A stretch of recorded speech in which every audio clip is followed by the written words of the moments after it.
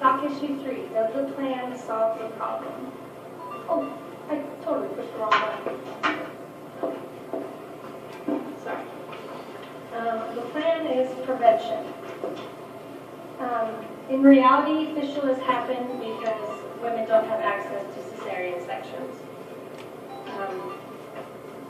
The critics of Hamlin's well-funded organization, Hamlin is the one that runs the Addis Ababa Fistula Hospital, and they think that it would be better to focus on access to C-sections instead of repairing fistulas. Dr. Ronald Lett says, it's shameful that more fistula hospitals are being built when fistula is 100% preventable. It's unfortunate that we have hospitals to manage the complication, but not to prevent the complication. Our plans for prevention is education. If you keep the girls in school longer, it helps raise their social status, and they get married later in life.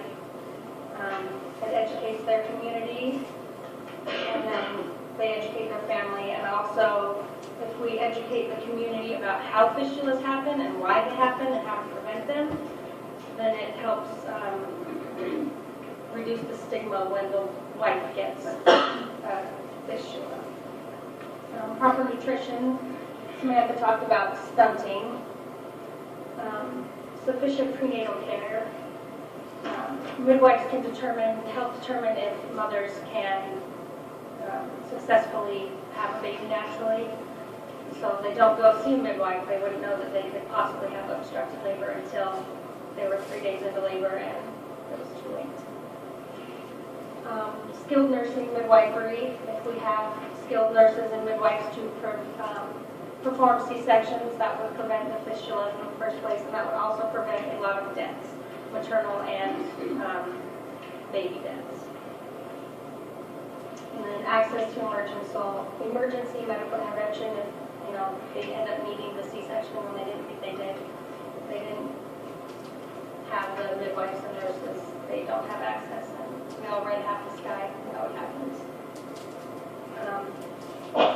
Our midwives, the solution. I found this really cool infographic from the UNFPA website. It talks about how 90% of all maternal deaths and 91% of all stillbirths and 92% of all newborn deaths are in the 73 countries, the third world countries, like in Africa and Asia, and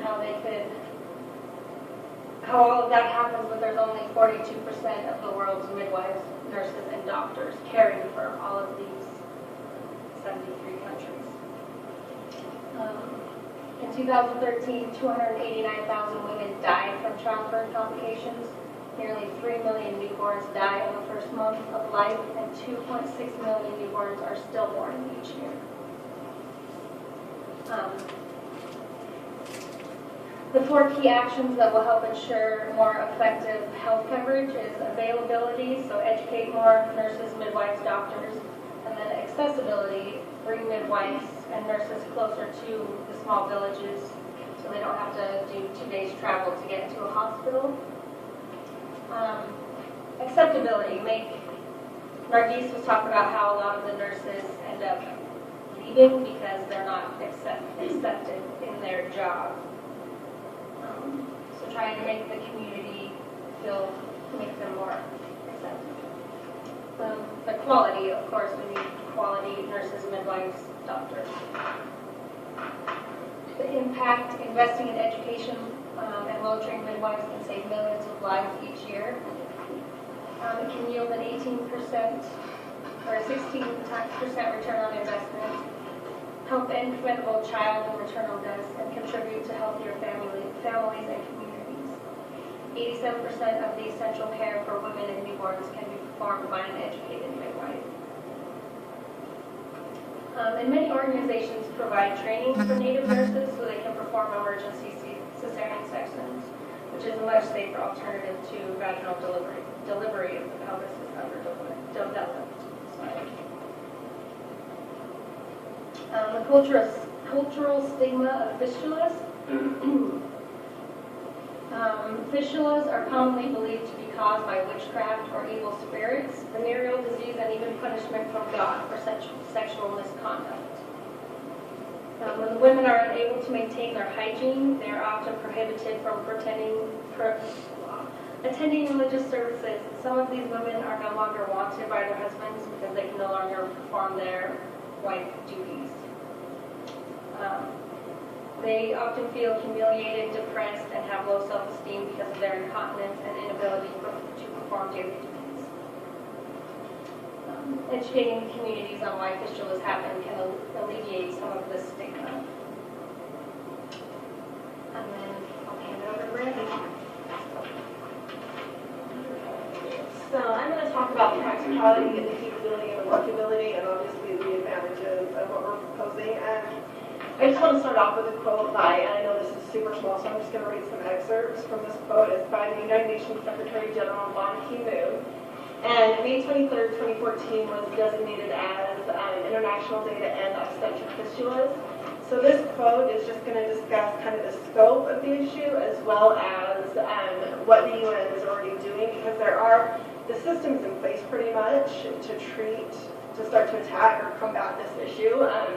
So I'm really going to be emphasizing just the need for more attention, more funding, because it's there, the solutions are there, and they are practical, workable, feasible, all of it. So here's just some excerpts from the quote. It's an appalling fact that in our world with modern medical advances, nearly 800 women still die from pregnancy-related complications each day, and for every woman who dies, almost 20 more are injured or disabled with severe or life-shattering long-term conditions, such as obstetric fistula.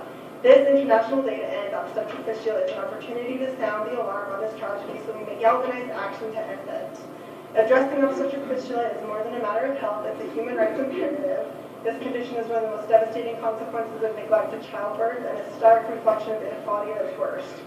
And then he just finishes by saying, on this International Day, I call on partners to support the UNFPA-led global campaign to end fistula. Let us join forces to eliminate this global social injustice. So you've heard a couple of times UNFPA mentioned, and what that is the United Nations funds, or not United Nations Population Fund, and basically they are kind of the main players when it comes to combating this issue. And they've shown that the three most cost-effective interventions to reduce maternal mortality and morbidity, including fistulas, are 1, universal access to family planning, 2, trained health professionals with midwifery skills at childbirth, which is obviously what we're focusing on, and then a timely access to high-quality emergency care when needed. So the United Nations Population Fund, or UNFPA, like I mentioned, their campaign is the campaign to end fistulas. And in 2003, the UNFPA and its partners launched the global campaign to end fistulas with the goal of making fistulas as rare in developing countries as in the industrialized world. It's active in over 50 countries in Africa, Asia, and the Arab region, and Latin America. It brings together more than 90 partner agencies at the global level, as well as national and community levels. So we're working with a bunch of organizations. Since launching the campaign, UNFPA has directly supported more than 47,000 fistula repairs and non-governmental partners such as Engender Health and Women and Health Alliance International, as well as thousands more. So it's far-reaching. Usually the campaigns, when they go into the countries, what they do is they enact this campaign in different phases. First phase is needs assessment, second phase is planning and building awareness and strategies, and the third phase is a multi-year implementation of interventions to prevent and treat fistulas. So some of the results of the campaign have been at least 38 countries have completed a situation analysis, which is the preliminary phase, and concerning fistula prevention and treatment. Over 30 countries have integrated fistula into relevant national policies and plans. So they're starting to address it, starting to draw attention to the issue. The majority of campaign countries are now in full implementation phase, and thousands of health personnel, including doctors, nurses, midwives, paramedics, have received training on fistula treatment and care, thereby increasing national capacity to address the issue.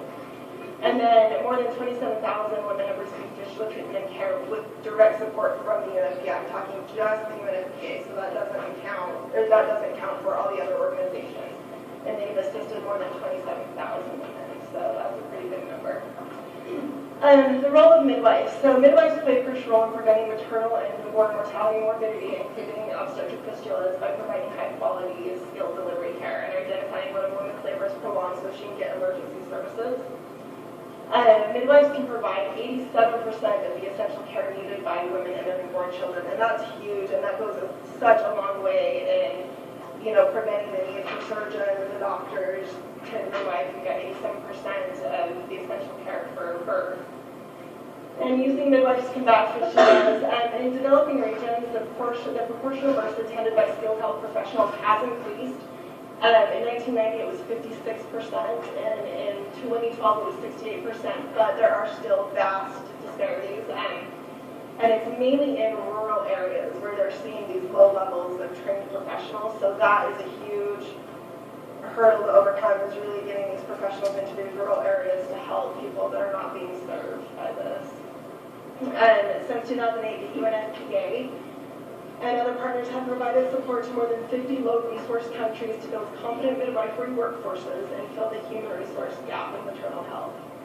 In 2012 and 2013, over 500 midwives were trained in fistula prevention and early management activities in countries such as Afghanistan, Ethiopia, Zambia, Nepal, Uganda. And in 2013, Pakistan actually began a 2-year degree program in midwifery. So not only does that help resolve the issue of obstetric fistulas and birthing care, but also you've got people that are becoming trained that maybe wouldn't have the opportunity to otherwise. So some of the ongoing fistula initiatives, which also show the feasibility of what we're trying to propose. The UNFPA has raised $37 million to support the End Fistula campaign. The U.S. Agency for International Development's 2010 allocation for fistula is more than $11 million, and the agency has programmed $59 million since it was implemented in 2005.